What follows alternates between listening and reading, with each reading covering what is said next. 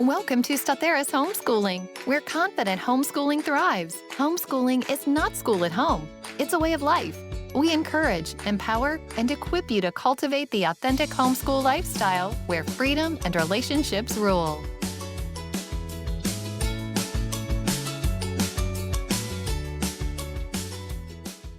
Hey friend, welcome to Start Homeschooling. I'm Colleen, and for today's episode, we are sharing a coaching call that Michelle, Kim, and I did with a local homeschool mom named Nicole. We answered her questions about tracking attendance while doing year-round schooling, evaluations, standardized tests, required subjects to teach in Colorado. We got into high school transcripts and high school course planning. We even had time to get into NOI versus umbrella schools and how we operate. Let's jump right in. Hello. Hi. Hi, Michelle. And Nicole is here too. Hi, Nicole. It's nice to see you and meet you here. I bet we met in Colorado at the Capitol, though. I think we met there. Yes, at the Capitol many times. Yeah. Nice. Okay, so this is Michelle and Kim, and they're two of our homeschool coaches. And so we like to do these Q&As with as many of us as can be present, and I'm excited. I didn't think you were going to be able to get on today, Michelle, so that's good. We have your questions, and we already looked at them. Let me just pull it up. Do you want to ask it yourself, or do you want me to read it? You can read it because I think I forgot what you were recording. Okay.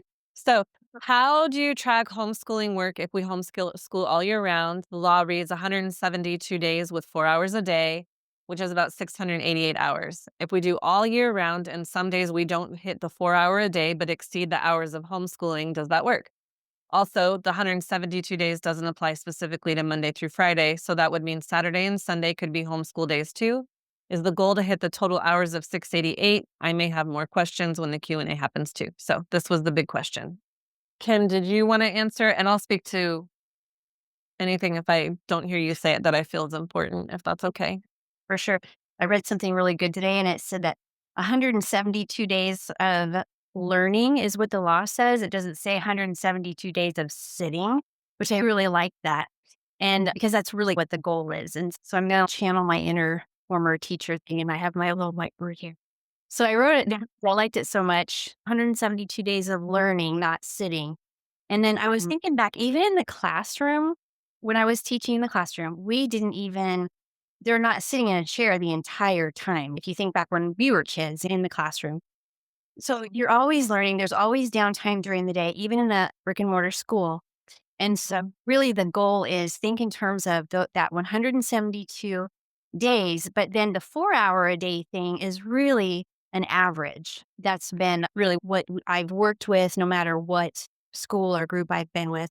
That's always been the guideline there. Nobody's ever going to come and say, where's your exact hourly checklist, things like that. So you don't have to worry about that.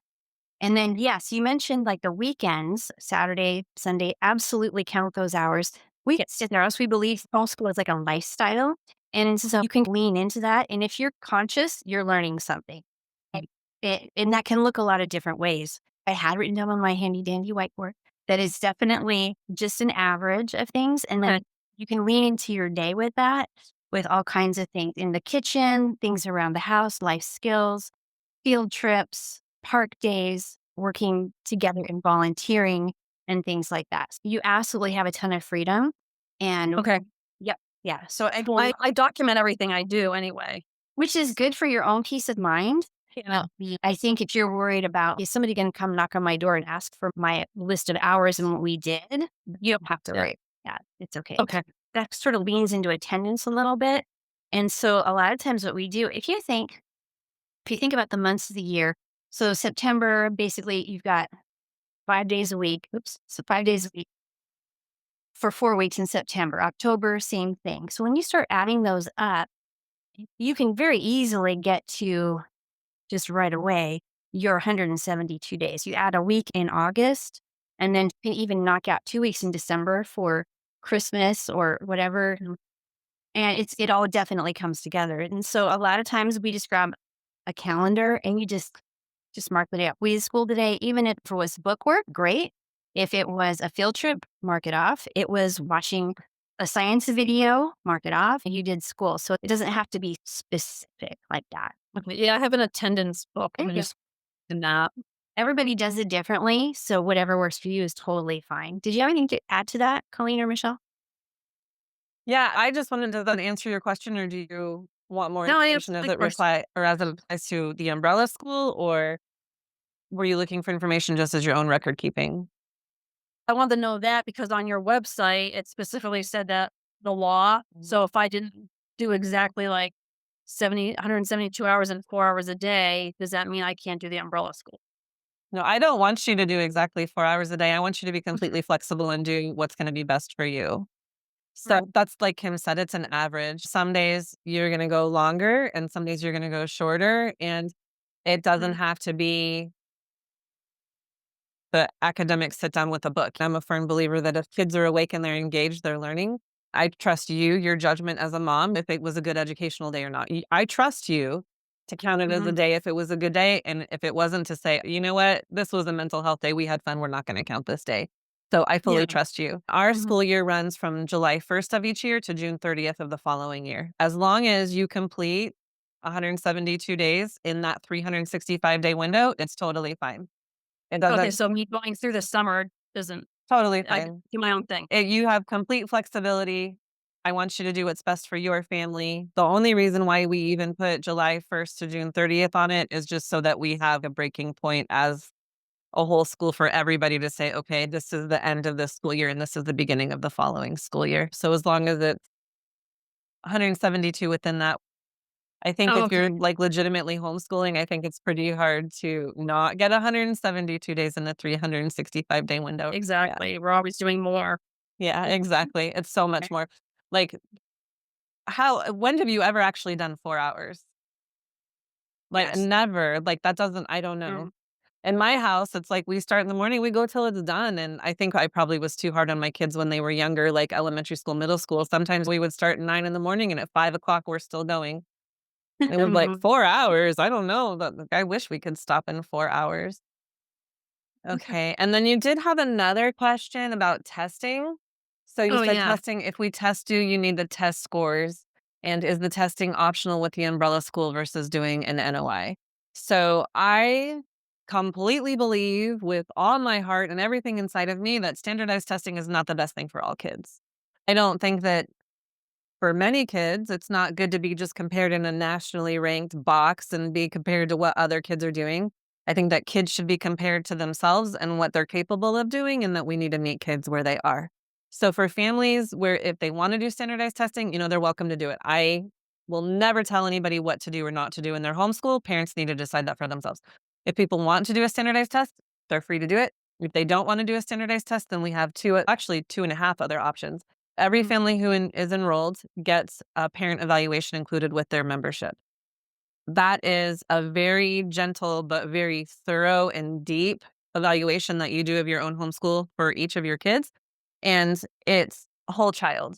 We want you to look at everything that's important to you about raising your child, not just their academics, but their character development. And if spirituality is important to you, then we want you to look at that. And academics, strengths, weaknesses, all those things. We designed it so that it just helps you go through gently.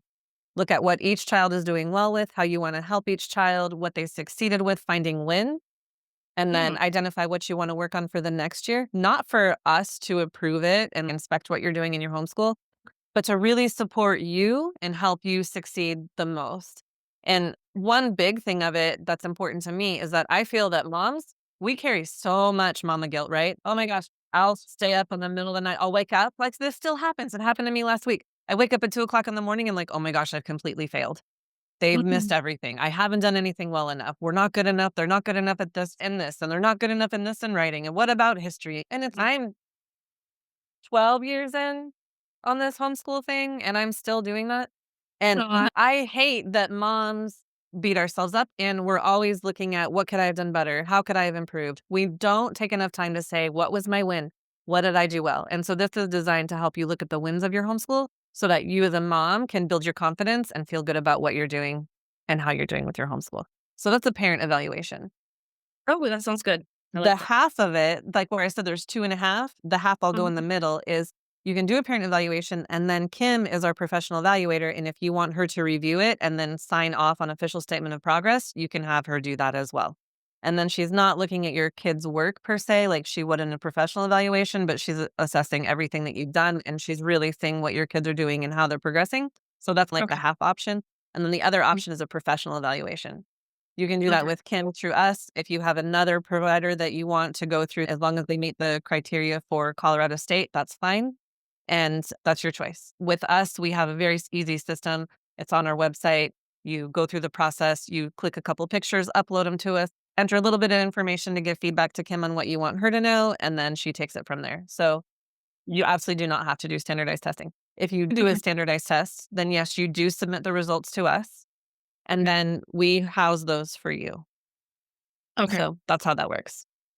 And sometimes people don't realize that if you do have your kids take a test, you don't automatically, like, what if they don't test as well as they could? You're not required to turn those in just because they took a test. So if you look, you think, oh, this is not what I really was expecting, you can still circle back and do a different test and maybe you'll do better on that, or change your and do an evaluation, turn that in.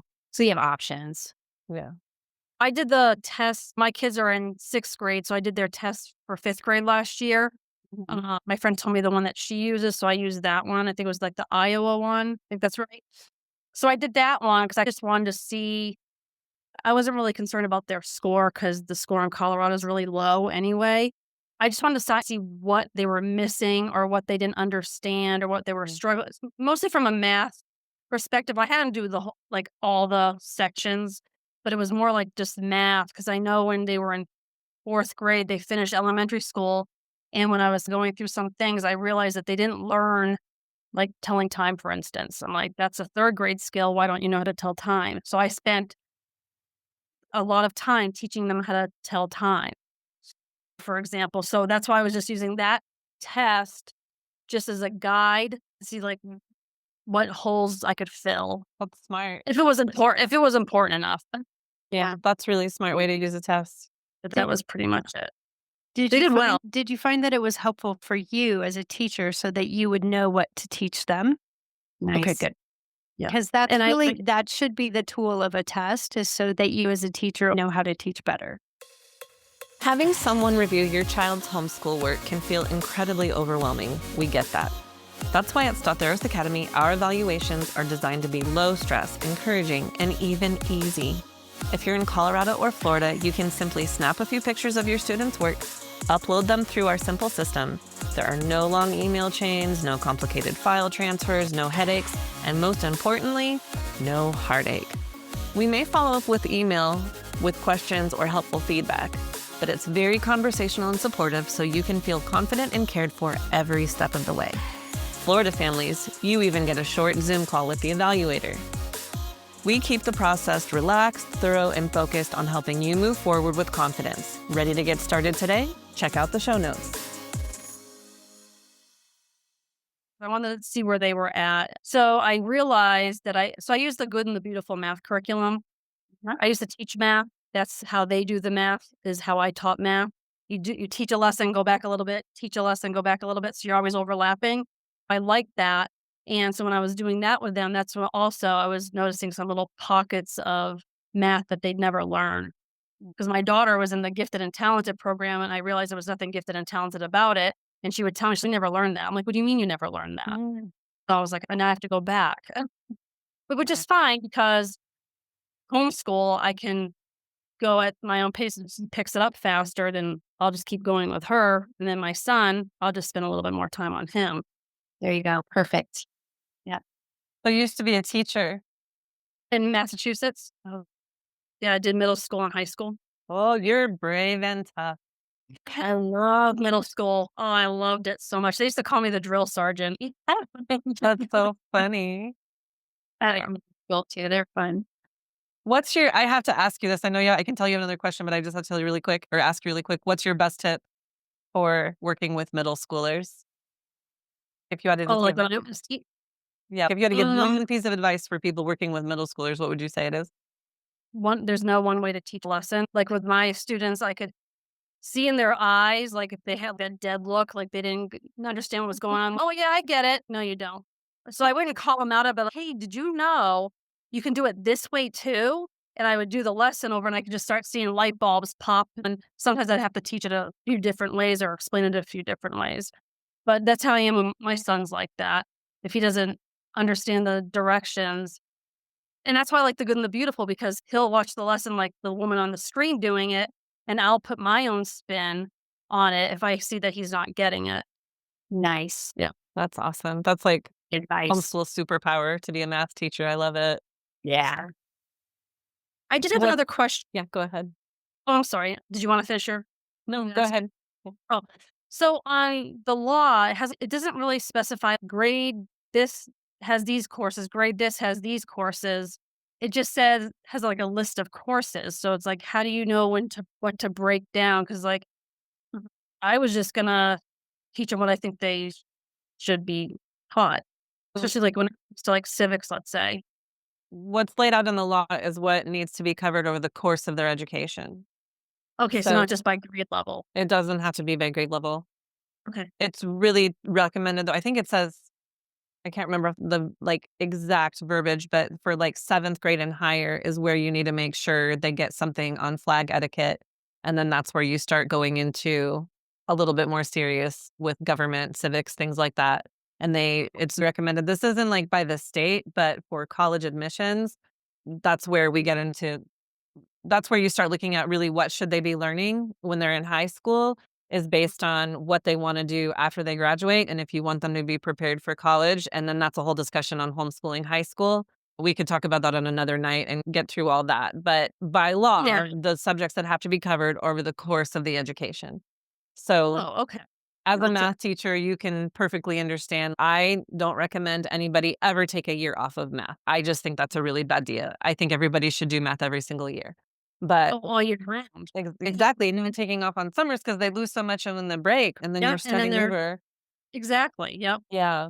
But a lot of families might not do science every year, especially in elementary or middle school. They might do science every other year. But Sure. that's for the Okay. parent to decide. But you just need to make sure that they're getting a well-rounded education. For that well-rounded education, it's going to be pretty consistent exposure to all of the subject matters that are listed.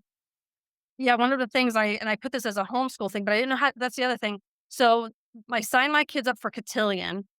They have their party in a couple weeks. So basically, they learn like etiquette, like table etiquette, like shaking hands, doing public speaking, stuff like that. So I didn't know how, because that's very educational, but I didn't know how to document that. It doesn't fall under the list of courses that that Colorado wants us to at least make sure we touch on. It would be enrichment. For social studies even.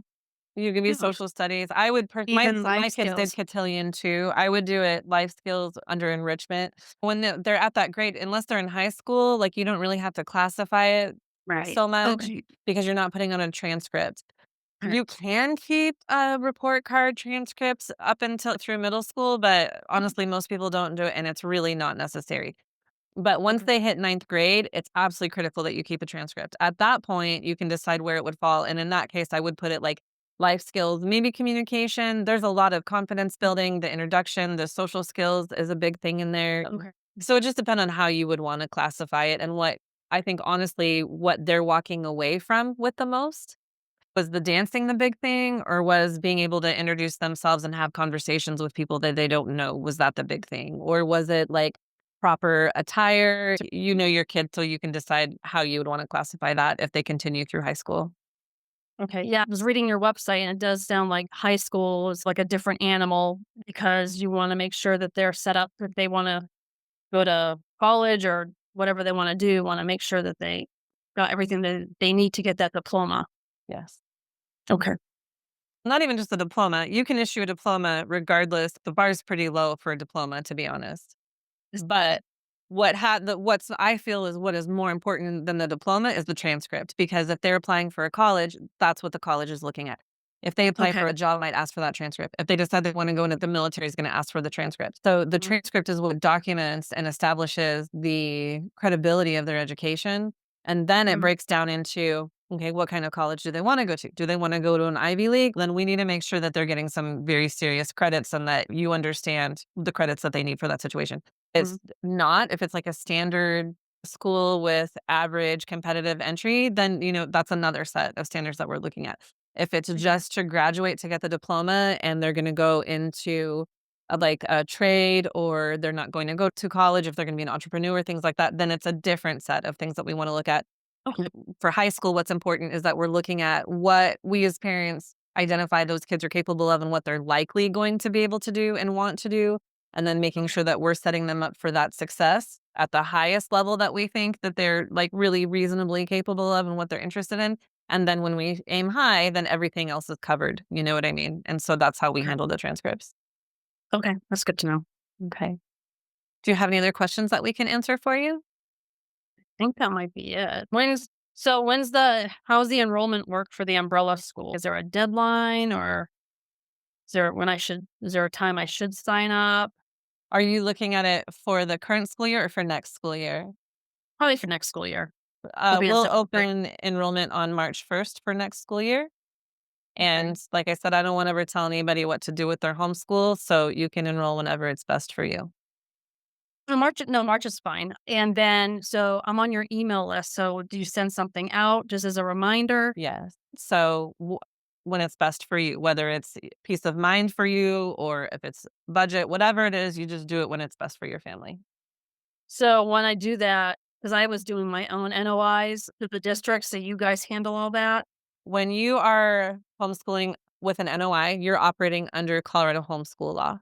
And that's Mm. where you are sending the information to the state through the district, and then you send them the test scores. And I don't say this to scare anybody ever, but I feel like if people are doing something, they should know what they're getting themselves into.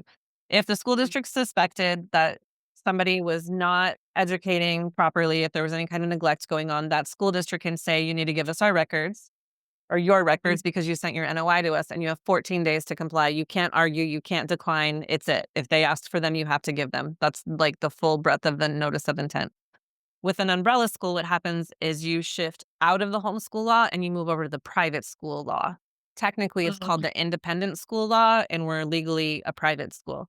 So we have the autonomy to set our own policies, our own procedures, and it's completely private. If you enroll with an umbrella school, everything is between you and me, and nothing goes to the state. We provide to you a confirmation of enrollment letter, and if you want to get a teacher ID, you can. If you want to get student IDs for your kids, you can. You don't have to. Not everybody gets them, but we have it there. If you want to, you can order it. And so if anybody were to say, are you homeschooling legally, or what are you doing? If the school district followed up with you, you would say, thanks, we are enrolled in a private school this year. And if they said you need to show us, then all you would do is give them a copy of your enrollment letter, and everything's completely protected by all of our privacy policies, which are like crazy strict. Privacy is one of my hot topics, so that information doesn't go anywhere. With a notice of intent, you have to file it every single year. So if you Right. don't file it one year, you're just gone. And if the school district were to say, hey, you didn't file your notice of intent this year, you would say, you're right. Thank you. I don't have to tell you what we did. I didn't file with you this year. It's our business. Okay, because that was my next question, because I know sometimes people will get like a reminder from the district. Hey, you still homeschooling? Where's your notice of intent? That's Right. what I was wondering. So I would just be like, no, we're going another route. You wouldn't even have Or- to. You don't even have to answer. because I'm protected under the umbrella school. I'm Well, enrolled in a school. Even beyond that, it's an annual notification with an NOI. Don't have to know. You don't have to tell them anything because NOIs are required to be filed every year. Now, if you didn't want to deal with them, you want to be nice and play nice and shut them down, you would say, thank you, we're enrolled with a private school this year. And they would say, okay, thank you. And Okay. that should be it. And if they give you a hard time, I am very willing to stand in that gap and communicate on your behalf if you're uncomfortable communicating with them to shut things down. We're happy to do that if a school district is giving somebody a hard time. Okay. Do you have any others? We have 4 minutes left. But I should Nice. add too, while the NOI is annual, so is actually enrollment Yeah. in Statheros is That's true. annual as well. You're covered for each year you're enrolled, because we wouldn't bug you if you didn't sign up again, but it would mean you weren't covered under the umbrella school for that next Well, year. Yes, we would have. So every March, we would just re-enroll. Is that how that would work? If you want to do it in March, yeah. Yeah. Sometimes people do it in March, and then the next year they'll do it in July, and then the next year they might do it in June, and the next year they might do it in September. So it's whenever it works best for your family, truly. Okay. My biggest thing is empowering homeschooling parents to do it in the way that works for you, on your own way, on your own time, to empower you. So however you want to do that. Sounds good. Okay. If you have any other questions, feel free to message. We were, I think, messaging on Facebook. You can do that there, or you can email too, and I'll Yeah, you answer sent your email. Okay. Okay. I'll just keep a lookout for the email for the enrollment time, and then I'll do that. I appreciate you guys jumping on the call and answering my questions. Yeah. I feel a little better now. Thank you for taking time to talk with us too. Yeah. Yeah. And enjoy. Sounds like you're doing a great job. Oh, thank you. It's worth it.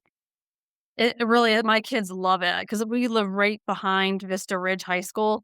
And I said, I'm like, if you guys want to try high school, I knew that I was going to pull them out in middle school. But I said, if you want to try high school, you can. And my son's, nah, I'm good. And my daughter's, see, they like the flexibility. And then if they do something on their own, like an educational thing, they are really good at telling me, hey, mommy, I learned about this today. And I just write it down for them. That's great.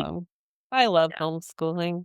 I do. I too. And keeping those records for yourself is great too. I had one of my sons, each kid has a box with their things in it.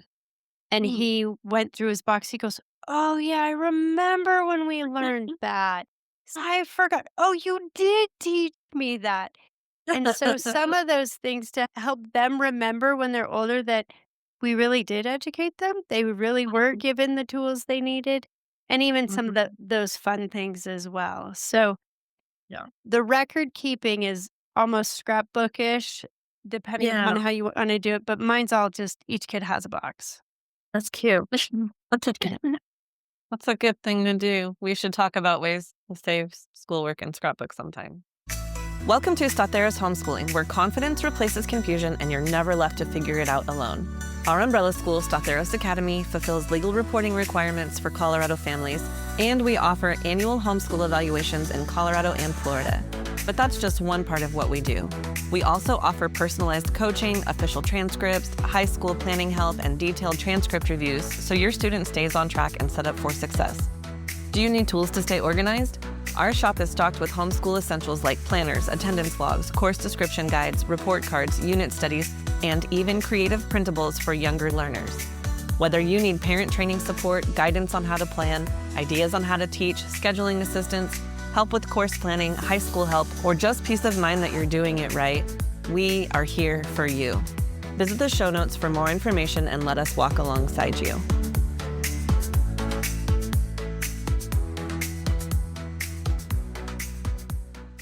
Thank you for joining us on today's episode. We hope that you enjoyed the conversation and found it insightful. Be sure to check out today's show notes for all applicable links and additional resources. If you liked what you heard, please subscribe, rate, and review our podcast. Your support helps us continue to bring you great content. Until next time, happy homeschooling.